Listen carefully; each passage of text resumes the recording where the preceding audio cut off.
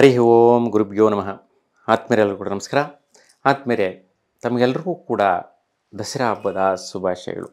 ನೋಡಿ, ದಸರಾ ಹಬ್ಬ ಸಂಭ್ರಮ, ಈ ಒಂದು ದಿನದ ವಿಶೇಷವಾದಂಥ ದೇವಿಯ ಆರಾಧನೆ, ದಿನ ಕೂಡ ವಿಶೇಷವಾದಂತಹ ಹಬ್ಬ ಆಚರಣೆಗಳು ಬರ್ತಾ ಇರುತ್ತೆ. ಆದರೆ ಈ ನವರಾತ್ರಿಗಳು ಪ್ರತಿದಿನ ಕೂಡ ಇರುವಂತಹದ್ದು, 9 ದಿನಗಳು ಕೂಡ ಈ ಒಂದು ಪೂಜಾ ಆಚರಣೆಗಳನ್ನು ನಾವು ಮಾಡುವಂತಹದ್ದು ತುಂಬ ಸಂಭ್ರಮವನ್ನು ಕೊಡುತ್ತೆ.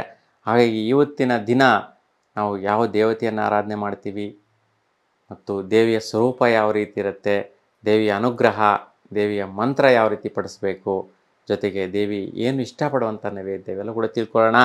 ನೋಡಿ, ಈ ದಿನಾಂಕ 28 ಸೆಪ್ಟೆಂಬರ್ 2025, ಶ್ರೀ ವಿಶ್ವಾವಸು ನಾಮ ಸಂವತ್ಸರೆ ದಕ್ಷಿಣಾಯನೆ ಶರದೃತು, ಆಶ್ವೀಜ ಮಾಸ, ಶುಕ್ಲ ಷಷ್ಠಿ ತಿಥಿ, ಭಾನುವಾರ, ಜ್ಯೇಷ್ಠ ನಕ್ಷತ್ರದಲ್ಲಿ ಈ ಒಂದು ಪೂಜೆಯ ಪ್ರಾರಂಭ ಮಾಡಲಾಗುತ್ತೆ. ದೇವಿಯ ಹೆಸರು ಕಾಲರಾತ್ರಿ ದೇವಿ. ನೋಡಿ, ಕಾಲ ರಾತ್ರಿ ದೇವಿ ಅಂದ ತಕ್ಷಣವೇ ಪ್ರತಿಯೊಬ್ಬರಿಗೂ ಕೂಡ ಆಶ್ಚರ್ಯ ಆಗುವಂತಹದ್ದು. ಅರ್ಧರಾತ್ರಿಯಲ್ಲಿ ಅಘೋರವಾಗಿ ಶಕ್ತಿ ಸ್ವರೂಪಿಣಿ, ಅಂದರೆ ಮನುಷ್ಯನಿಗೆ ಜೀವನ ಕತ್ತಲೆಗೆ ಹೇಳ್ಕೊಂಡು ಹೋಗ್ತಾ ಇರುತ್ತೆ. ಅಂತಹ ಕತ್ತಲೆಯನ್ನು ದೂಡಿ ಆ ಕತ್ತಲೆಯಲ್ಲಿ ಬರುವಂತಹ ನಮಗೆ ನಕಾರಾತ್ಮಕ ದೋಷಗಳೆಲ್ಲವೂ ಕೂಡ ಯುದ್ಧ ಮಾಡಿ ಸಂಹರಿಸಿ ದೇವಿ ಮನುಜ ಕುಲಕ್ಕೆ ಶಾಂತಿ ಸಮೃದ್ಧಿಯನ್ನು ಅನುಗ್ರಹಿಸುವಂತಹ ದೇವತೆ ಆಗಿರ್ತಾಳೆ. ಹಾಗಾಗಿ ಈ ಒಂದು ಕಾಲರಾತ್ರಿ ಮಹಾಮಾಯೆ, ನೋಡಿ, ಕತ್ತಲಲ್ಲಿ ಕಾಣಿಸೋದೇ ಇಲ್ಲ, ಮಹಾಮಾಯೆ ಮಾಯವಾಗೇ ಬಂದು ಕಾಣಿಸ್ಕೊಳ್ಳುವಂತಹದ್ದು ಕಾಲರಾತ್ರಿಯಲ್ಲಿ, ಕಗ್ಗತ್ತಲೆಯಲ್ಲಿ ಕಾಣಿಸ್ಕೊಳ್ಳುವಂತಹ ದೇವತೆ ಈ ದೇವತೆ. ಈ ದೇವತೆಯ ಹೆಸರು ನಾನಾ ರೀತಿಯಲ್ಲಿ ಕರೆಯಲಾಗುತ್ತೆ. ಮಹಾಗೌರಿ, ಮಹಾದುರ್ಗೆ, ದುರ್ಗಾದೇವಿ, ಮೋಹಿನಿ, ಈ ಒಂದು ರೀತಿಯ ಅಲಂಕಾರಗಳಲ್ಲಿ ಕಾಣಿಸ್ತಾಳೆ.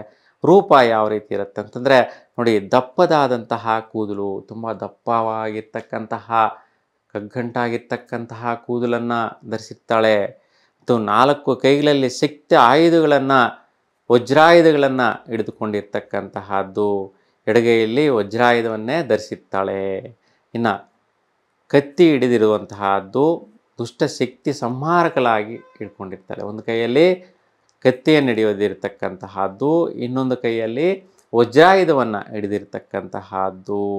ಈ ರೀತಿ ಶಕ್ತಿ ಸಂಹಾರ ಮಾಡುವಂತಹ ಸ್ವರೂಪಿಣಿಯಾಗಿ ಕಾಣಿಸ್ತಾಳೆ. ಇನ್ನು ಬಲಗೈಯಲ್ಲಿ ಅಭಯ ಹಸ್ತವನ್ನು ಕೂಡ ನೀಡ್ತಾ ಇರ್ತಾಳೆ. ನೋಡಿ, ಇಷ್ಟೆಲ್ಲ ಯುದ್ಧ ಪ್ರಯೋಗಗಳಾಗಿ ಯುದ್ಧವನ್ನು ಮಾಡಿ ಸಂಹರಿಸಿರ್ತಕ್ಕಂತಹ ಅಸುರರನ್ನು ಸಂಹರಿಸಿ ಮನುಜ ಕುಲಕ್ಕೆ ಅಭಯವನ್ನು ಅನುಗ್ರಹಿಸೋದಕ್ಕೋಸ್ಕರ ಅಭಯ ಹಸ್ತ ಕೂಡ ನಮಗೆ ಗೋಚರಿಸುತ್ತೆ ಈ ದೇವಿಯ ಸ್ವರೂಪದಲ್ಲಿ. ಇನ್ನು ದೇವಿಯ ಶಕ್ತಿ ಸ್ವರೂಪ ಅಂದರೆ ಜಗನ್ಮಾತೆಯ ಸ್ವರೂಪ ಅಂದರೆ 3 ಕಣ್ಣುಗಳನ್ನು ಹೊಂದಿರ್ತಕ್ಕಂತಹ ದೇವತೆ ಆಗಿರ್ತಾಳೆ. ಇವತ್ತಿನ ದಿನದ ದೇವಿಯ ಒಂದು ಅಲಂಕಾರ ಭೂಷಣ ಬಣ್ಣ ಯಾವುದು ಅಂತಂದರೆ ಬೂದು ಬಣ್ಣದ ವಸ್ತ್ರಗಳು. ವಾಹನ ಕತ್ತೆಯ ವಾಹನದ ಮೇಲೆ ಕತ್ತಲೆಯಲ್ಲಿ ಈ ಒಂದು ದೇವತೆ ಬರುವಂತಹವಳಾಗಿರ್ತಾಳೆ. ದೇವಿಯ ಅನುಗ್ರಹ ಯಾವ ರೀತಿ ಇರುತ್ತಪ್ಪ ಅಂತಂದರೆ, ನೋಡಿ, ದುರ್ಗಮುಡು ಅನ್ನುವಂತಹ ಒಂದು ಅಸುರ ರಾಕ್ಷಸನನ್ನು ಸಂಹಾರ ಮಾಡಿ ಆ ರಾಕ್ಷಸನ ಸಂಹರಿಸಿ ಒಂದು ದೇವತೆಗಳಿಗೆಲ್ಲ ಶಾಂತಿ ಸಮೃದ್ಧಿಯನ್ನು ನೀಡ್ತಾಳೆ. ಮನುಜ ಕುಲಕ್ಕೆ ಒಳ್ಳೆಯ ರೀತಿ ಜೀವನ ನಡೆಸೋ ರೀತಿಯಲ್ಲಾಗತ್ತೆ. ಭಯ ಭೀತಿ ಪ್ರೇತ ಬಾಧೆಗಳಾಗಿರ್ಬೋದು, ರಾಕ್ಷಸ ಬಾಧೆಗಳಾಗಿರ್ಬೋದು, ಈ ಒಂದು ಅಸುರ ಬಾಧೆಗಳಾಗಿರ್ಬೋದು ತಡೆಯೋದಕ್ಕೋಸ್ಕರ ಮನುಜ ಕುಲಕ್ಕೆ ಒಳ್ಳೆಯ ರೀತಿ ಜೀವನವನ್ನು ನಡೆಸೋ ರೀತಿ ದಾರಿಯನ್ನು ತೋರಿಸ್ತಾಳೆ ಈ ದೇವತೆ. ಈ ರೀತಿ ದುಷ್ಟ ಗುಣಗಳನ್ನೆಲ್ಲ ಕೂಡ ಮನುಷ್ಯನಲ್ಲಿರ್ತಕ್ಕಂಥವನ್ನೆಲ್ಲ ಕೂಡ ತೊಡಗಿ ಹಾಕಿಸ್ತಾಳೆ. ಏನೇ ಇದ್ದರೂ ಕೂಡ ಒಂದು ದುಷ್ಟ ಗುಣಗಳನ್ನು ಹೊಂದಿರ್ತಕ್ಕಂತಹವೆಲ್ಲ ಕೂಡ ತೊಲಗಿ ಹೋಗುವ ರೀತಿಯಲ್ಲಿ ಮಾಡ್ತಾಳೆ.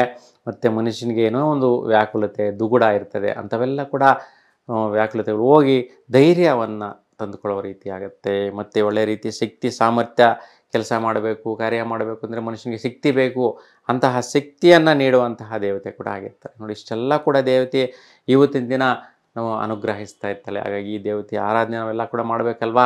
ಹಾಗಾಗಿ ದೇವರ ಅನುಗ್ರಹ ಕೊಡುವ ಸಂದರ್ಭದಲ್ಲಿ ನಾವು ದೇವಿಯನ್ನು ಪ್ರಾರ್ಥನೆ ಮಾಡಿ ನಾವು ಶ್ಲೋಕವನ್ನು ಹೇಳ್ಕೊಳ್ಳುವಂತಹದ್ದು. 9 ಬಾರಿ ಈ ಶ್ಲೋಕವನ್ನು ಪಠಿಸುತ್ತಾ ಮನಸ್ಸಿನಲ್ಲಿ ಹೇಳ್ಕೊಳ್ಳುತ್ತಾ ಅಥವಾ ಈ ಶ್ಲೋಕವನ್ನು ಕೇಳಿ ನಾವು ದೇವರನ್ನು ಪ್ರಾರ್ಥನೆ ಮಾಡಿಕೊಳ್ಳೋದು ಸೂಪ್ರದಾಗಿರುತ್ತೆ.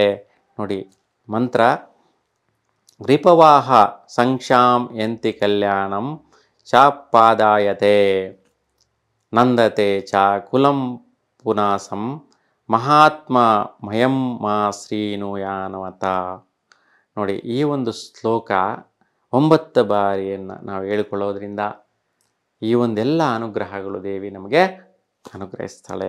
ದೇವಿಗೆ ಇಷ್ಟಪಡುವಂತಹ ನೈವೇದ್ಯಗಳೇನೆಲ್ಲ ಇದೆ ಅಂದರೆ ಸಕ್ಕರೆ ಪೊಂಗಲ್ಲು, ಕಡಲೆ ಪಪ್ಪು, ಪ್ರಸಾದ, ಬೆಲ್ಲದಿಂದ ತಯಾರಿಸಿರ್ತಕ್ಕಂತಹ ಪದಾರ್ಥಗಳು. ನೋಡಿ, ಇವೆಲ್ಲ ಪದಾರ್ಥಗಳನ್ನು ದೇವಿಗೆ ಇಡೋದ್ರಿಂದ ದೇವಿ ತುಂಬ ಸಂಪನ್ನಲಾಗ್ತಾಳೆ, ಸಂತೃಪ್ತಳಾಗ್ತಾಳೆ. ಸೊ ಅದೇ ರೀತಿ ನಮಗೆ ಅನುಗ್ರಹವನ್ನು ಕೂಡ ನೀಡ್ತಾಳೆ. ಈ ದೇವಿ ಆರಾಧನೆ ಮಾಡಿ ಈ ಒಂದು ಪ್ರಸಾದಗಳೆಲ್ಲವೂ ಕೂಡ ನೈವೇದ್ಯ ಆದ ನಂತರ ಎಲ್ಲರೂ ಸ್ವೀಕರಿಸೋದ್ರಿಂದ ದೇವಿ ಅನುಗ್ರಹ ಸದಾಕಾಲ ನಮ್ಮ ಮೇಲಿರುತ್ತೆ.